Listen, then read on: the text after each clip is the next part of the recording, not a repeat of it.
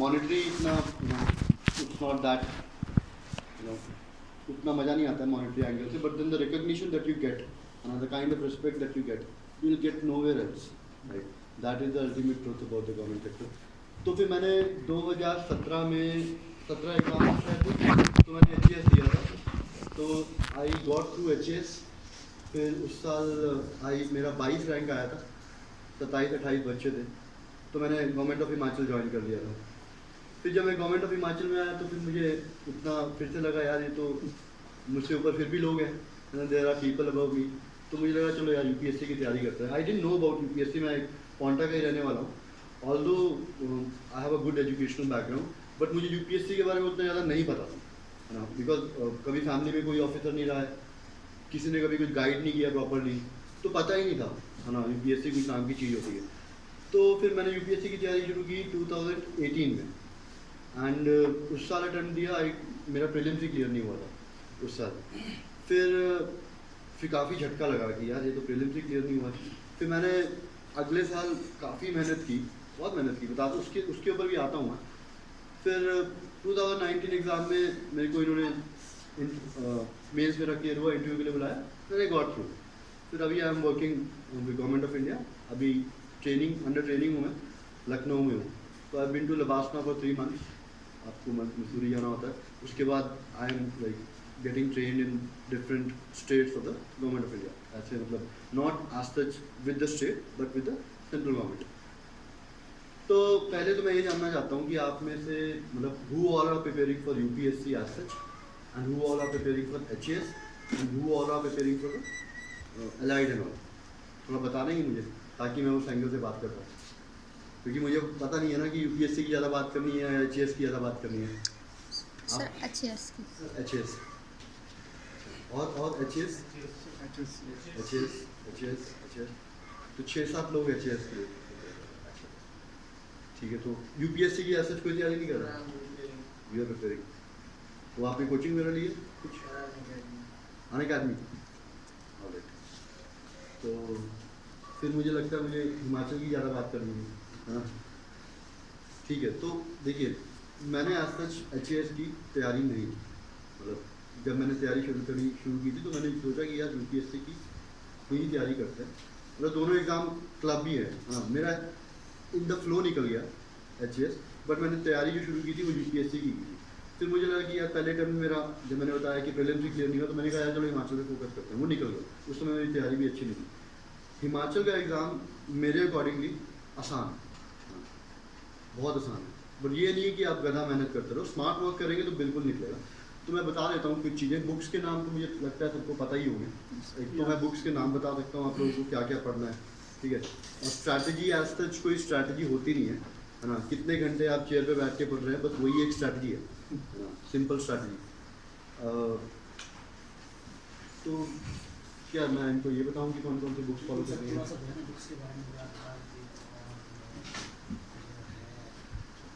Sir mains pattern.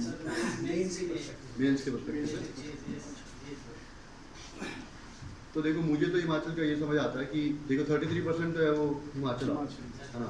और अभी तक जो 2-3 साल का पेपर आया है, पहले हिमाचल की बात कर लेते हैं. हिमाचल वाला पोर्शन कैसे टैकल करना है, क्योंकि जो 66% पार्ट है वो तो मोटा मोटी GS और, है ना, आपके ऑप्शनल के ऊपर डिपेंड करता है. वो तो आप UPSC की तैयारी कर रहे हैं तो हो जाएगा. तो व्हाट हैपेंस इज कि जो हिमाचल वाला पार्ट है ना, अभी तो देखिए पेपर कितना इवॉल्व हुआ है. पेपर हुआ है 3 पेपर हो चुके हैं न्यू पैटर्न पे, है ना. तो अभी 4-5 पेपर जब तक होंगे ना, 3-4 पेपर और होंगे, तो एकदम क्वेश्चन कैसे आते हैं जो आप आइडेंटिफाई कर सकते हैं. ईजिली आइडेंटिफाई क्वेश्चन है. आपको पता है कि सुकेश सत्याग्रह पूछेगा, अभी तक नहीं पूछा, शायद पूछ लिया होगा. तो एकदम हिस्ट्री के भी जो क्वेश्चन आते हैं, ट्रीटी ऑफ सिगौली पूछता है ना, या फिर आपसे पूछता है संसार चंद के बारे में पूछ लेता है, गुरु गोरखास के बारे में पूछता है. मोटा मोटा क्वेश्चन पूछता है, ऐसा डीप में जाके नहीं पूछता है. और अभी देखो जब मैंने पिछले साल मैंने पेपर दिया था HAS का, तो उस साल उसने ऑर्गेनिक फार्मिंग पूछा हुआ पूरा पूरा. कम से कम 10 क्वेश्चन ऑर्गेनिक फार्मिंग के ऊपर थे. HAS वो हिमाचल वाले पार्ट में, है ना. उनको ऑर्गेनिक फार्मिंग क्या हुआ उस साल, ऑर्गेनिक फार्मिंग में बजट में बहुत कुछ आ गया कि ऑर्गेनिक फार्मिंग एक कि हिमाचल को ऑर्गेनिक स्टेट बनाएंगे, गवर्नर ने बोल दिया, उसके ऊपर कम से कम 40 नंबर के क्वेश्चन आ गए। जिसने वो पढ़ा हुआ था सेम चीज़ हर क्वेश्चन में लिखनी थी, उसका पेपर क्लियर हो गया। मैंने वो पढ़ा नहीं था, मैं आज स्ट्रगल कर गया थोड़ा सा। तो अगर वो पढ़ा भी होता किसी ने ऑर्गेनिक फार्मिंग के जो 4-5 फंडे हैं, जीवामित्रा, 4-5 कुछ फंडे थे जीवामित्रा, एक स्कीम थी पर्टिकुलर स्कीम, तो अगर वो किया होता किसी ने, उसको बिल्कुल उसमें 40 नंबर का एडवांटेज होगा। कि हिमाचल वाली बात करूँ तो जो पेपर आ रहा है ना, that is more of analytical. अब आपसे हिमाचल वाले पार्ट में भी ये नहीं पूछते हैं कि भाई ये बताओ कि भाई ज्योग्राफी में कि कहाँ पे क्या लगता है। जैसे आता था आते 4-5 साल पहले, पोटैटो कहाँ लगते हैं, है ना, कौन से ठंडे एरिया में पोटैटो लगते हैं, टमाटर कहाँ लगते हैं, ये सब नहीं पूछ रहा है। वो एकदम एनालिटिकल क्वेश्चन पूछ रहा है। अगर लड़का स्मार्ट है ना, क्वेश्चन पकड़ के वो आंसर कर देगा, है ना। तो बेसिकली वो अप्रोच भी वही रखनी है पढ़ने के लिए। मैं पढ़ूंगा और मैं एकदम करंट में जो चल रहा है बजट में, जैसे बजट पूरा नहीं पढ़ना होता, हिमाचल का बजट है। मैं क्या करता था कि मेरे को पता है ये 4 स्कीमें आई बजट में, है ना, हिमाचल के बजट में 4 स्कीमें नई स्कीम आई हैं। अब इसके ऊपर ये, या फिर अगले हफ्ते की प्रीलिम्स, पीटी में भी क्या होता है, प्रीलिम्स की बात करें, पूछता है वो, है ना, कि भाई ये कितने मेगावाट का प्रोजेक्ट है। वो ऐसे ही कहीं से उठा के नहीं दे रहा, वो बजट में कहीं ना कहीं मेंशन हुआ है कि ये 450 मेगावाट का प्लांट है, या तो ये नया बना है या फिर इसमें कोई गड़बड़ हुई है, वो वहाँ से उठा के देता है क्वेश्चन एकदम। अगर आपके पास 50 प्रोजेक्ट है हिमाचल में बड़े बड़े, सब याद करने की जरूरत नहीं है ना, बस आप 1-2 प्रोजेक्ट जो 3-4 प्रोजेक्ट के बजट में या सर्वे में आए हैं, बस वो देख लो। मैं तो ऐसे ही करता हूँ, ठीक है। उसके अलावा फिर जब बात आती है मेंस की, है ना, तो बजट में मेजर जो स्कीम्स हैं, है ना, जो हो रहा है हिमाचल में, ओवरव्यू कि भाई कोई डिपार्टमेंट कुछ कर रहा है, लेट्स से एजुकेशन डिपार्टमेंट ने कुछ आजकल नई स्कीम निकाली है। आजकल जैसे फॉर एग्जाम्पल मैं देख रहा था शिवा स्कीम निकली है ना, हॉर्टिकल्चर के ऊपर। आप देखना उसके ऊपर मेन से आपके पास इस बार क्वेश्चन पक्का हो, और हो सकता है 2-3 क्वेश्चन हो, है ना। मैं तो ऐसी नजर मार लिया था न्यूज़पेपर में कि शिवा स्कीम के बारे में, पर आएगा क्वेश्चन, है ना।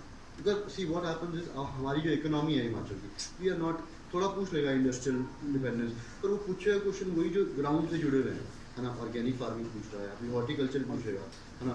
और बाकी जो इशूज़ हैं, जो 20-20 नंबर के क्वेश्चन आते हैं, एक हिमाचल का आता है उसमें, जो 20-20 नंबर के 3 क्वेश्चन आते हैं मोटामोटी ना, उसमें से एक हिमाचल का आता है और बाकी 2 जीएस के आते हैं, है ना। तो वो जीएस के क्वेश्चन मेरे ख्याल से इसमें से एक पॉलिटी का आता है या फिर इकोनॉमी का एक क्वेश्चन पक्का आता है ना। आप देखो, जब मैं 2-3 साल पहले पेपर दे रहा था, मुझे पता था कि इन्होंने जीएसटी के ऊपर क्वेश्चन पूछना है। मैं प्रिपेयर करके गया था, आ गया पेपर 20 नंबर का क्वेश्चन। अगर कोई बंदा नहीं प्रिपेयर करके गया, वो वहाँ पर स्ट्रगल करेगा, आना है। वैसे ही फिर स्टेटहुड ऑफ हिमाचल के ऊपर एक क्वेश्चन आया था, 18 में आया था। मेरे को पता ही है नया नया पेपर बना रहे हैं, ये पूछेंगे स्टेटहुड के ऊपर। अभी भी मतलब वो बहुत सारे क्वेश्चन बचे हैं ऐसे, तो मैं वो पढ़ के गया, तो रट के गया था एकदम डेट्स की, 67 में क्या हुआ, 52 में क्या हुआ, 71 में क्या हुआ, कब स्टेट बना, कौन हमारे पहले क्या क्या था, मतलब पार्ट सी कब थे हम। तो मैं रट के गया और मैंने पेपर में आके वही चिपका दिया। मेरा वो उस साल क्लियर हो गया, क्योंकि मेरे को पता था कि ये क्वेश्चन मेरे को प्रिपेयर करके जाऊँगा। अब देखो ना, जो पेपर बना रहे हैं, साइक की तो पढ़नी पड़ेगी पेपर बनाने वाले की, है ना। अगर साइक की नहीं पढ़ोगे तो फिर तो अंडर द अर्थ वो 1600 पेजेस की बरोकरा है यार, कौन पढ़ेगा उसको, है ना। वो तो मैं 5 जन्म में भी खत्म ना कर पाऊँ।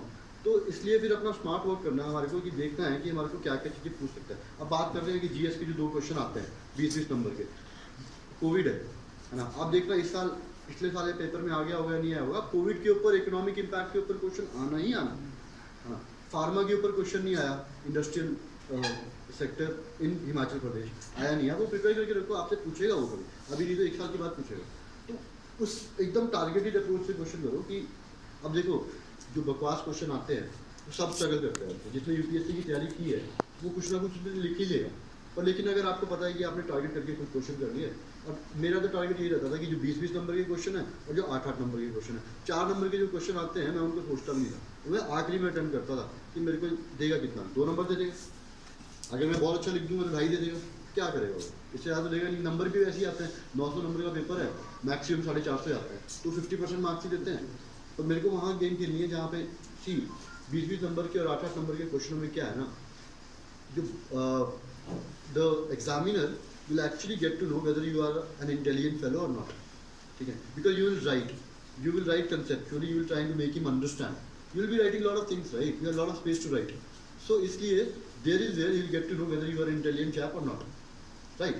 तो इसलिए टारगेट वही होना चाहिए 8 नंबर के और 20 नंबर के। फिर जो 4-4 नंबर के हैं उनको if you have prepared for UPSC you will be able to do justice with those वो वाले क्वेश्चंस के लिए, ठीक है। तो ये तो रहा ओवरऑल, हाँ। अगर अब मैं सब्जेक्ट की बात करूँ, हाँ, हिमाचल के लिए ही सब्जेक्ट पर्टिकुलर सब्जेक्ट पे जाऊँ, let's say I go to polity, कुछ नहीं करना है, लक्ष्मीकांत रखनी है, 4 बारी पढ़नी है, मैंने 5-7 बारी पढ़ी हुई है ना, पढ़ लोगे इतनी बारी, कोई भी क्वेश्चन आए लिख दो। अगर आप सोचो कि आप एक बारी लक्ष्मीकांत, काफ़ी बड़ी बुक है यार, टाइम लगता है, अगर आप एक बारी लक्ष्मीकांत या 2 बारी लक्ष्मीकांत पढ़ के चले जाओगे यार नहीं मैंने तो पढ़ा हुआ है, ऐसा नहीं होता। हाँ, अगर मैं आपसे ड्यू प्रोसेस ऑफ लॉ और प्रोसीजर एस्टेब्लिश बाय लॉ में डिफरेंस पूछ लूँ तो आपको वो आना चाहिए, वही क्वेश्चन वो पूछ भी रहे हैं आजकल, and this is not, you will not find it in Laxmikanth, but ये पता होना चाहिए कि दोनों में डिफरेंस क्या है। रूल ऑफ लॉ है ना, अथॉरिटी एस्टेब्लिश बाय लॉ, कई सारी मतलब ऐसे ऐसे 4-4 नंबर में क्वेश्चन पूछ रहा है। अगर आपने लक्ष्मीकांत 4-5 बारी पढ़ी है तो you will be able to attempt those question. अब वो उसमें क्या है ना, लाइन बाय लाइन पढ़नी है ना। तो एक बताऊँगा चलो उसके बारे में मैं, एक पर्टिकुलर टेस्ट सीरीज है जो मैंने लगाई थी, what normally I used to do it, पहली बारी मैंने लक्ष्मीकांत पढ़ी, मैंने पढ़ लिया है ना, तो जब मेरे से अगले दिन मतलब 2-4 दिन के बाद कोई बंदा क्वेश्चन पूछे मैं आंसर ही ना करता है ना, तो इसका मतलब मेरी अप्रोच में ही कमी होगी है ना। तो उसके बाद मैंने लाइन बाय लाइन एकदम समझ के, because if a book is written there has to be a logic behind it, there will always be a logic behind what is written in the book if it is written by a intelligent chap, otherwise there could be books like अलोत्रा, ठीक है। सो ये हो गया polity. Coming to economy, economy में वो आपसे यूपीएससी में भी और एचएएस में भी ये नहीं पूछता कि रेपो रेट और बैंक रेट में डिफरेंस बताओ, these are not the kind of question they will ask, they will ask applied questions, and there has to be applied mind for it. How will get an applied mind, you have to read newspaper, ठीक है, या तो हिंदू पढ़ें आप, हिंदू नहीं पढ़ते नहीं समझ आता है, थोड़ी इंग्लिश उसकी हाई फाई है तो आप इंडियन एक्सप्रेस पढ़ो, हिंदू में वैसी इकोनॉमी अच्छी नहीं आती। In terms of economy Hindu से you have a very good social band, you have a very good social band, और जो मेजर इशूज कंट्री में चल रहे हैं they'll cover it, but economy वाला part is not that good in Hindu, and trying to read Indian Express you will get a very good understanding of economy, है ना। उसके अलावा एक बुक है पॉलिटी की, मैंने आपको लक्ष्मीकांत सारी, there is a very small book Shankar Ganesh, है ना, शंकर गणेश, इकोनॉमी की 140 पेज की बुक है, एक दिन में पढ़ सकता है उसको बंदा, है ना। उसमें एकदम क्लैरिटी से बता रखा है कि क्या डिफरेंस है, जो यूपीएससी में आता है, जो यहाँ पे आता है ना एचएएस में, वो सब कवर है। अगर कोई स्टैटिक का क्वेश्चन उसमें से पूछेंगे आपके पास हिमाचल में, तो वो आप उसमें से कर दोगे, और एक दिन की किताब है वो, 140 पेज, कुछ नहीं होता 140 पेज। वैसे भी इकोनॉमी तो अंडरस्टैंडिंग बेस्ड होती है। उसके अलावा आपको विजन पढ़ना है ना, मेन 365, जब आपका मेंस होगा, पीटी के लिए पीटी 365 पढ़ना है, हिमाचल के लिए भी पीटी 365 पढ़ना ही पढ़ना है, विजन का कोई अल्टरनेटिव नहीं है, विजन पढ़ना ही पढ़ना है, विजन आईएएस, ठीक है। फिर आपको अगर अपने कोई कोचिंग के हैं तो you can always trust your own coaching also, है ना, but I found it to be helpful, है ना। बाकी तो if you are taking coaching from anywhere you can always trust that coaching also, है ना। सब कोचिंग का सेम ही समान होता है, कोई डिफरेंस नहीं है। आप हिंदी में कर रहे हैं सर, तो ऐसा कुछ नहीं है, विजन का भी हिंदी में आता है, विजन भी हिंदी में आता है, दृष्टि भी अच्छा है।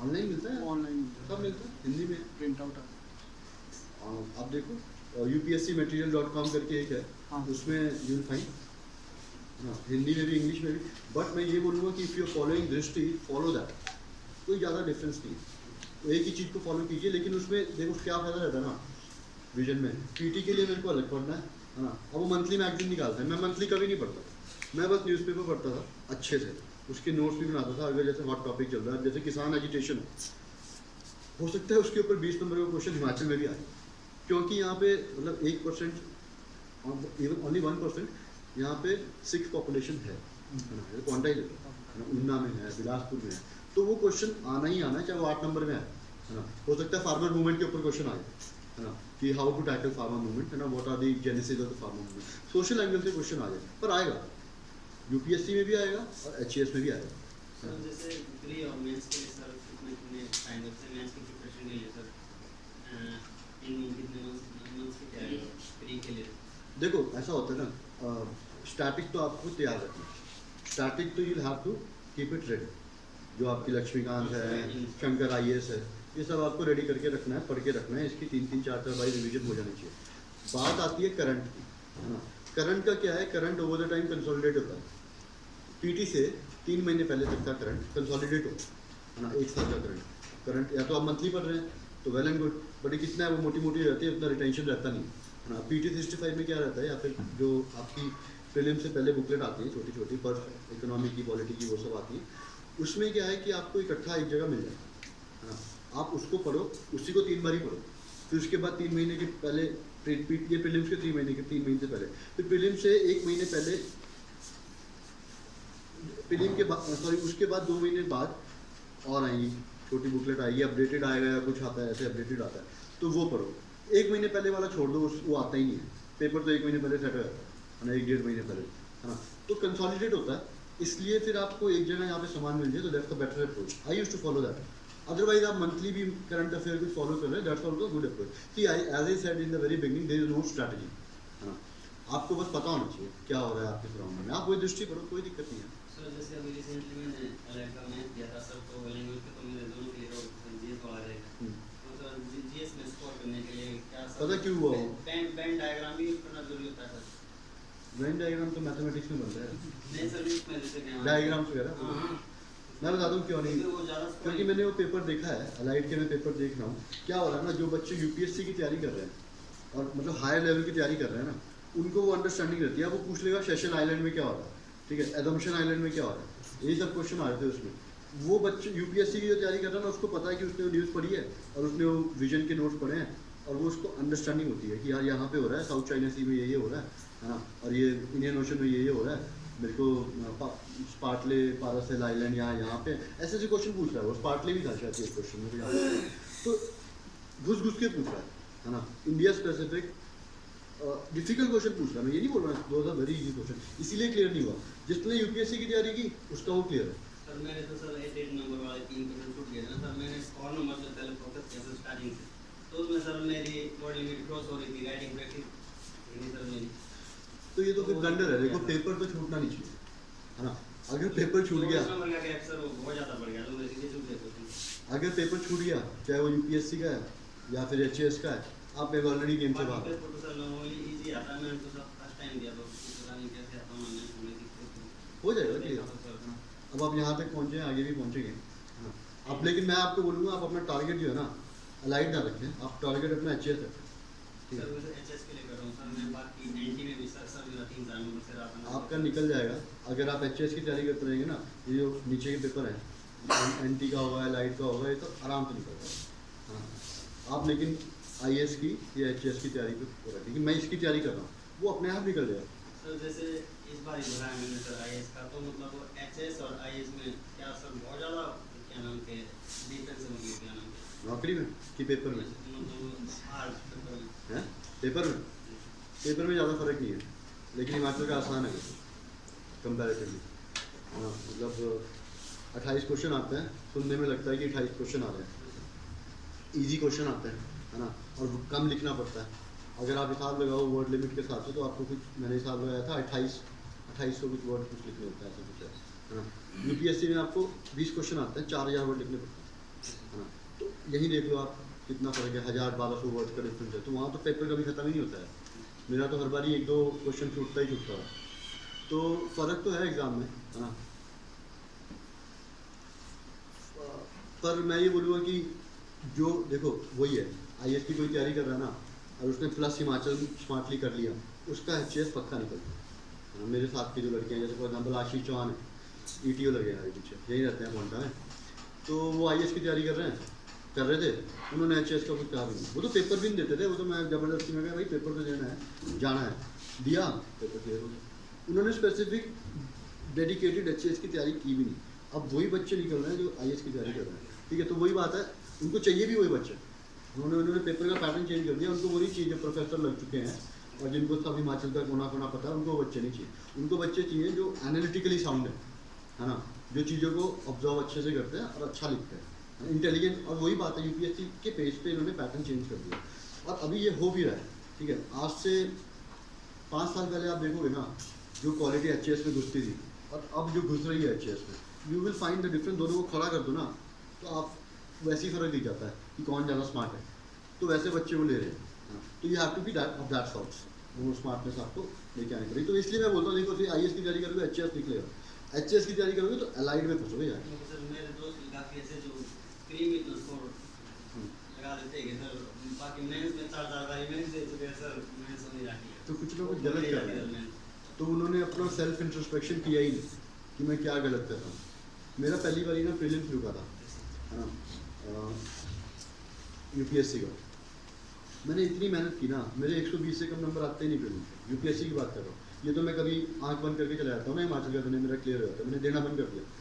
पर वही बात है, मैंने अपनी अप्रोच ठीक कर ली कि यार प्रीलिम्स रुक गया अगर तो मेरा 1 साल का नुकसान होता है, और एक नहीं 2 का नुकसान होता है। एक तो मैं पढ़ूंगा उस साल, फिर रिजल्ट 1 साल के बाद आएगा। मैंने कहा यार प्रीलिम्स से रुकना चाहिए, और प्रीलिम्स अगर निकल जाता है बच्चों का, तो मेंस में जब वो तैयारी करता है तो एक्चुअली में बहुत बच्चों से आगे रहता है जिनका प्रीलिम्स नहीं निकला, क्योंकि जिनका प्रीलिम्स नहीं निकला वो मेंस की तैयारी नहीं करते कभी।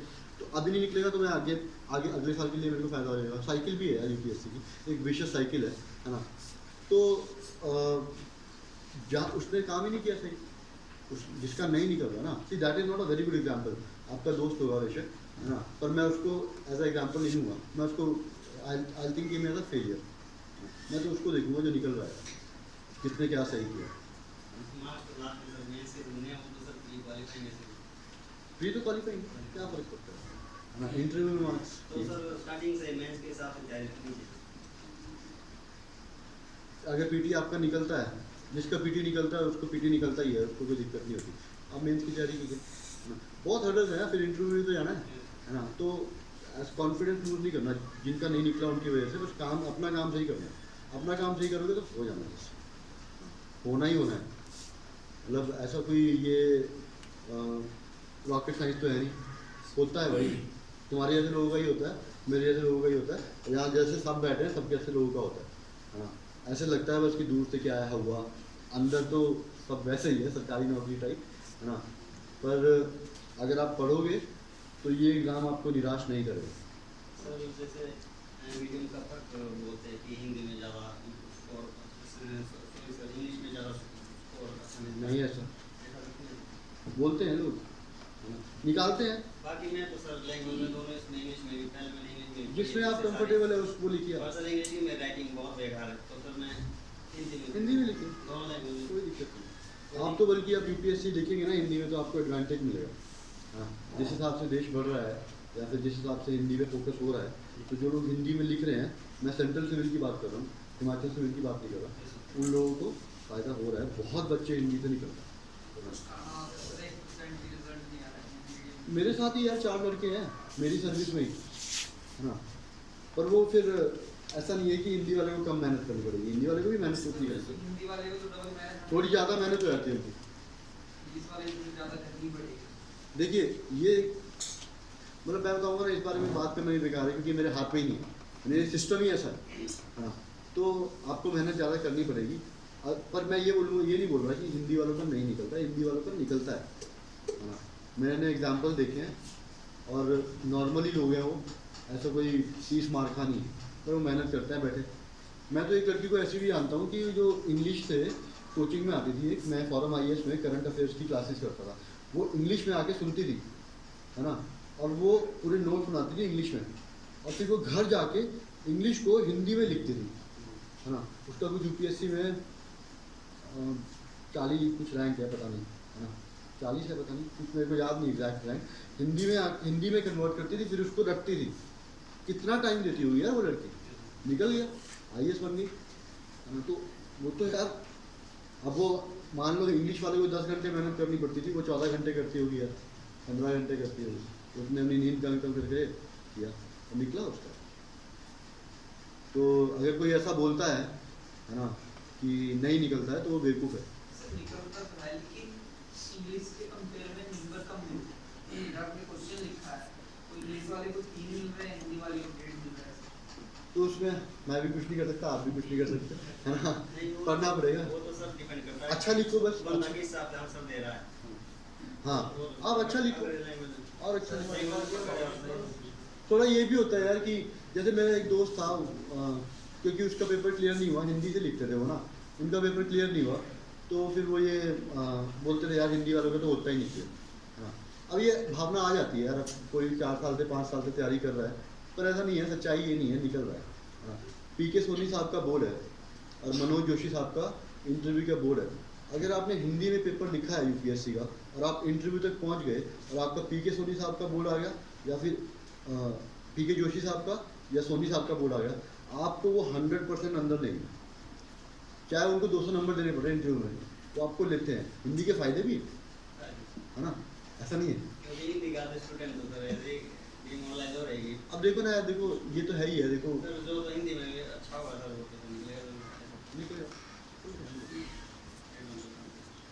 ऐसा कुछ नहीं निकलेगा, आप मेहनत करते रहिए, आप सब लोग मेहनत करेंगे तो निकलेगा, कोई रॉकेट साइंस है नहीं है। देखो मैं एक दिन एग्जांपल दे रहा था इनको, कल बात हो रही थी मेरी, कहाँ गए वो मुकेश जी, हाँ, तो मुकेश जी से बात हो रही थी, मैंने कहा ये पेपर कैसे निकलता है। जो मैंने बोला यार सिंपल मैथमेटिक्स है, एक बंदा है वो दिन में 7 घंटे पढ़ता है, ठीक है, उसको लगेंगे 2 साल। एक बच्चा है जो दिन में 14 घंटे पढ़ता है, उसको तो 1 ही साल लगेगा ना, 7 दूनी 14, वो 1 साल में निकल के चलता बनेगा। जितने घंटे आप पढ़ेंगे, जितने घंटे आप, इसमें बहुत ज़्यादा इंटेलिजेंस का गेम नहीं है एग्ज़ाम में, मुझे ये लगता है। This exam is not about intelligence, this exam is about perseverance, attitude and focus, है ना। अगर आप एक जगह बैठे पढ़ रहे हैं और उसको सही तरीके से पढ़ रहे हैं, पेपर कैसा आ रहा है, रिवर्स इंजीनियरिंग भी करनी पड़ती है, स्मार्ट वर्क करना पड़ता है, मैं आई एम नॉट सेइंग कि स्मार्ट वर्क नहीं करना पड़ता, पर अगर आप ढंग से बैठे पढ़ रहे हैं और अपने साथ you are very honest with your own self, you will get through, whether it is HAS, whether it is IAS, you will get through. अब that depends कि यार अब तपस्या है ना, शादियों में जाना बंद करना पड़ता है, दोस्तों को छोड़ना पड़ता है, फ़ोन बंद करना पड़ता है ना, भाई बहनों से बात करनी पड़ती है, सब मैंने भी किया और बहुत लोग करते हैं, और निकलते हैं चलते हैं, फिर उसके बाद बात ही करते हैं फ़ोन पर, तो ऐसा है। हाँ, तो coming back to the main point, I was talking about economics, polity I already talked about, then comes geography. मैंने तो तीन चीज़ें ही पढ़ी हैं ना, 11वीं 12वीं की एनसीईआरटी प्लस जीसी लियोन, बस जीसी लियोन के भी मैंने पहले 13 चैप्टर ही पढ़े हैं, बाद वाला जो है ना वो आता नहीं ना, वो यूपीएससी में ना एचएएस में, तो मैंने नहीं पढ़ा है ना। और अगर आप एचएएस का दे रहे हैं तो हिमाचल की ज्योग्राफी बहुत इंपॉर्टेंट है। For example we are zone 4 in earthquake, disaster के पर्सपेक्टिव से भी, और यहाँ पे सारे टेम्परेट से लेके ट्रॉपिकल तक, सब ट्रॉपिकल तक सब मिलता है। तो ज्योग्राफी एज अ, मैं क्या करता था जब मैं ज्योग्राफी के हिमाचल पर्सपेक्टिव से बता रहा हूँ, मैं डायग्राम बनाता था और पेपर में जाके भी पूरा नक्शा छाप देता था हिमाचल का। अगर नदी का आया तो मैंने 5 की 5 नदी बना देंगे, है ना। और ऐसे ही यमुना का कोई क्वेश्चन आया था तो मैंने पूरा मैप में बना दिया, 8 नंबर का था 4 नंबर का पता नहीं है, मैप में जाके बनाया, उसको वो देखते ही समझ आ जाएगा कि इसको आता है, वो पढ़ेगा भी नहीं मेरा जो मैंने लिखा है। ये सब ट्रिक्स काम करती हैं, है ना। मैप बनाना, हिमाचल का मैप मेरे को रटा हुआ, कहाँ पे क्या है, कौन से डिस्ट्रिक्ट में कौन सी नदियाँ, कौन से झरने, कौन से हॉट स्प्रिंग्स, कहाँ कहाँ पे लेक्स हैं, है ना। ये सब मेरे को मैंने कर रखा है, अपने नोट्स बना रखे हैं मैंने। आप लोग भी ये फॉलो कर सकते हैं हिमाचल की ज्योग्राफी के लिए। यूपीएससी के लिए मैंने बता दिया जीसी ले आऊँगा, उसके अलावा कुछ वैल्यू एडिशन पार्ट होता है कि हिमालयास कैसे बने, टेक्टोनिक एक्टिविटी और ये सब, वो सब आपको इंटरनेट से मिल जाएगा। कुछ लोग मृणाल भी फॉलो करते हैं, मृणाल की भी वीडियोस अच्छी हैं ज्योग्राफी की, है ना।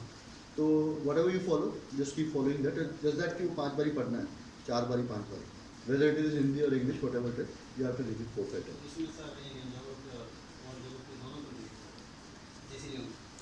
जीसी ले में बोल माजिद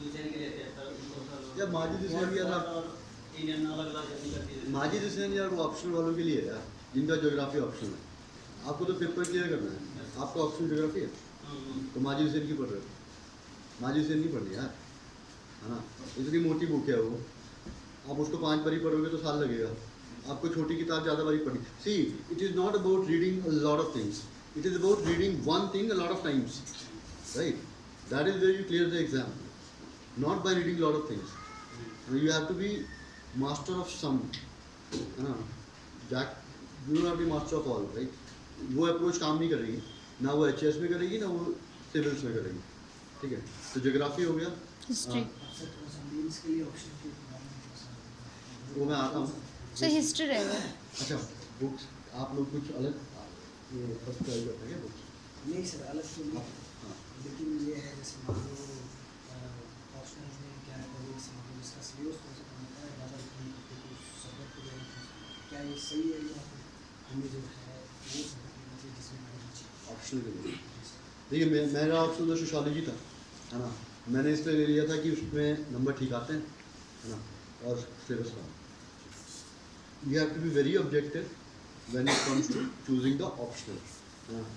अब देखो नंबर किसमें ठीक आते हैं, वो सबसे पहला क्राइटेरिया, क्योंकि आपको यहाँ पे जैसे मैंने सोशियोलॉजी ऑप्शन लिया, मेरे को सोशियोलॉजिस्ट नहीं बनना, है ना। मेरे को खाली पेपर क्लियर करना है, नंबर लेके आने हैं, बात खत्म, है ना। तो 2-3 अप्रोच होती है उसकी। मेरा इंजीनियरिंग और MBA बैकग्राउंड था। अब मैंने देखो MBA मैंने काफ़ी अच्छी जगह से MBA किया। I could have taken management as an optional.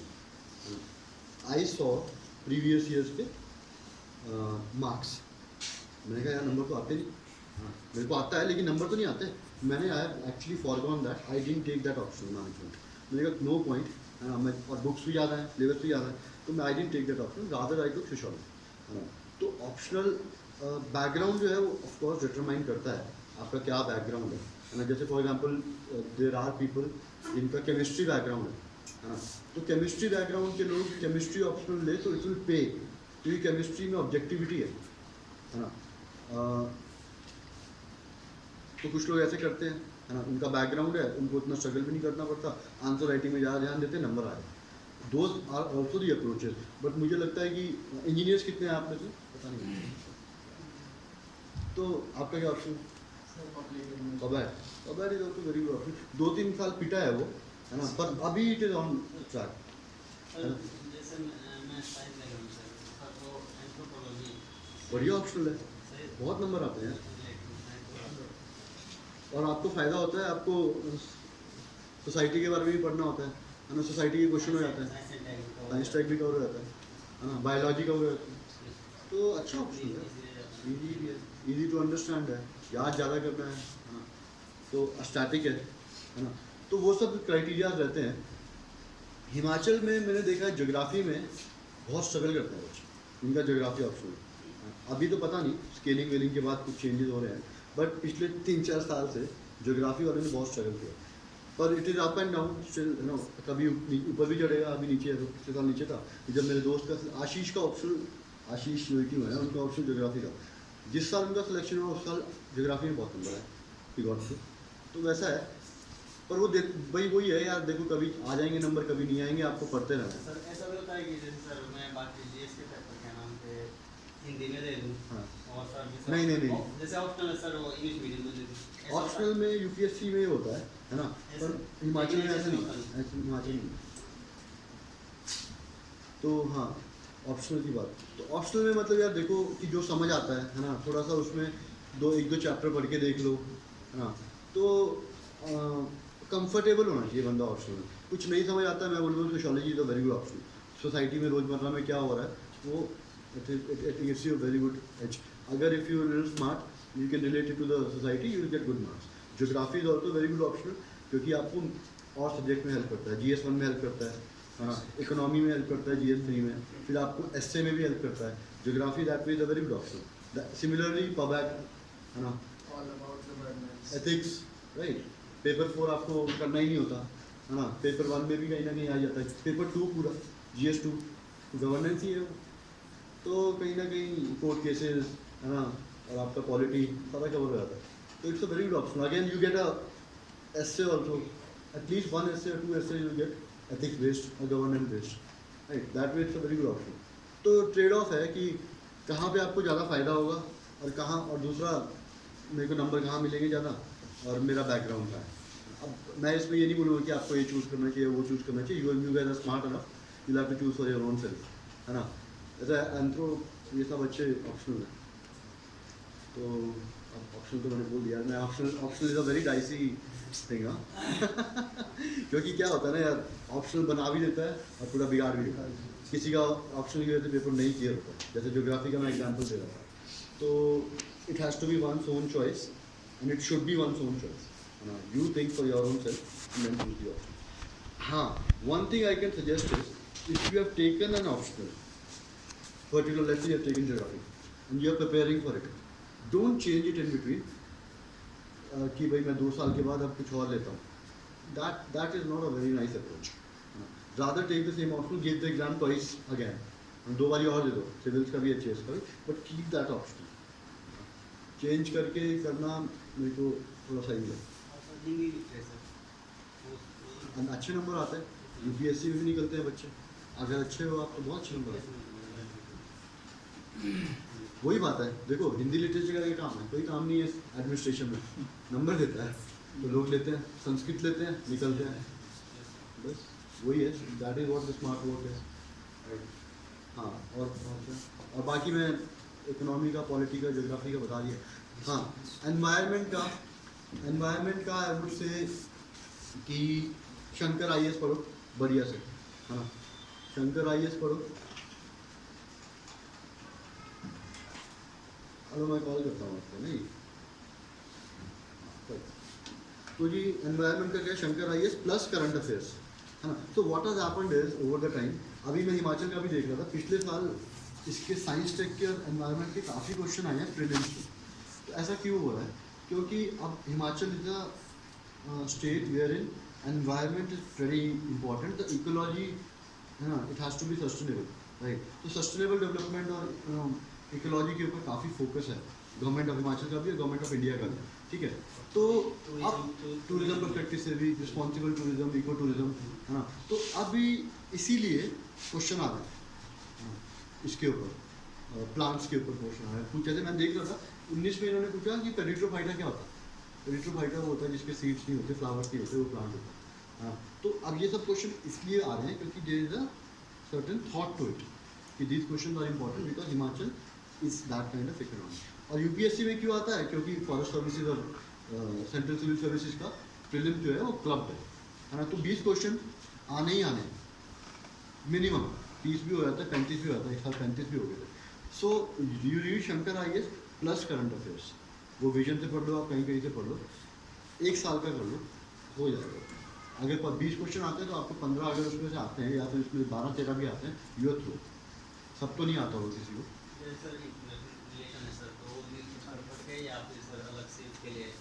किस चीज़ के लिए?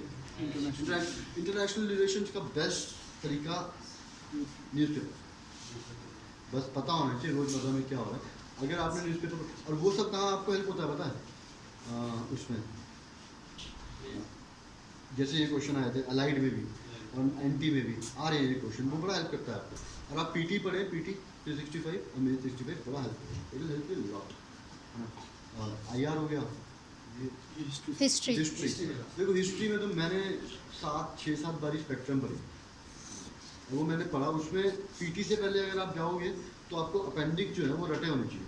मेरे ख्याल से 40-50 पेज के पीछे अपेंडिक्स है, वहीं से आ जाता है. 10 क्वेश्चन अगर हिस्ट्री के आ रहे हैं तो उसमें से आपको 2-3 क्वेश्चन अपेंडिक्स से ही मिल जाएंगे. हाँ स्मार्टली काम करना है. फॉर एग्जाम्पल चलो अपेंडिक्स मैंने ये 6-7 बारी पढ़ी, फिर मैंने ये तमिलनाडु वाली एनसीईआरटी एंशिएंट के लिए पढ़ी. ये सिंघानिया किताबें ठीक है, पर उसमें से बहुत सेलेक्टिव पार्ट पढ़ना है. मेरे को पता है कि बुद्धिज्म जैनिज्म के ऊपर क्वेश्चन आने ही आना है, हो सकता है 2 भी क्वेश्चन आ रहे, मैं वो डिटेल में पढ़ के जाता है ना. और बहुत ही सेलेक्टिव काम करता हूँ मैं, मतलब आर्ट एंड कल्चर है ना. मुझे टेम्पल का नदियों वदियों का थोड़ा मैं आइडिया ले लेता था बस.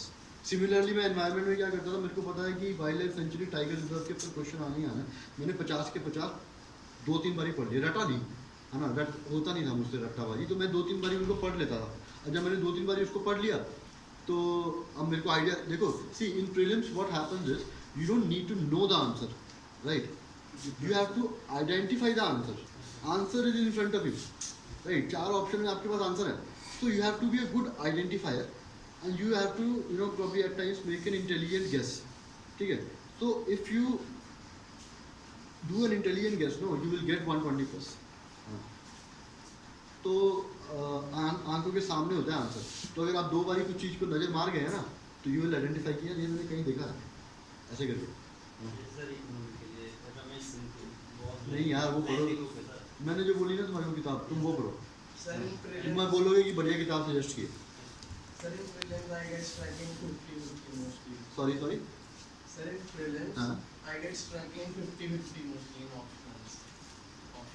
अच्छा हाँ, तो मैं अपनी स्ट्रैटेजी बता देता हूँ ना. सो मेरा पिछली बारी अपना बताता हूँ, मैंने अभी जो 19 का नहीं 20 का जो एग्ज़ाम दिया था, मैंने पीटी दिया, मैंने 99 अटैम्प्ट किए, ठीक है। मेरे 122 से 24 कुछ नंबर बने, पर मैंने अटैम्प्ट 99 किए। अब 99 आते हैं मेरे को, कभी भी नहीं आते, किसी को नहीं आते, हाँ। तो पहली बात तो अटैम्प्ट ज़्यादा होना चाहिए, ठीक है। अटैम्प्ट कम वालों का वैसे ही नहीं हो रहा। See you will an average candidate और a very smart candidate would only know 30 to 35 questions, उससे ज़्यादा नहीं आ रहा है, है ना। अगर आपको 30-35 क्वेश्चन आते हैं तो you think you are in the right direction, you are going to clear the prelims, ठीक है। तो अब पीटी का है, जब तेरे को 30-35 क्वेश्चन आते हैं, हाँ, उसके बाद क्या है ऑप्शन, ये तो डायरेक्ट आता है आपको। उसके बाद ऐसे बचते हैं जिनके आपको सस्पेंस 50-50 है, तो बाकी एक है जिसमें एक का पता है, एक एलिमिनेट कर दी, 3 रहेगी। मैं वो भी करता हूँ जिनमें मैंने 2 एलिमिनेट कर दिए, मैं वो भी करता हूँ जिनमें मैंने 1 एलिमिनेट कर दिया, ठीक है। अब क्या है कि see if you do simple maths also no, you will be in perfect when you attempt 50-50 वाले क्वेश्चन, हाँ। If you do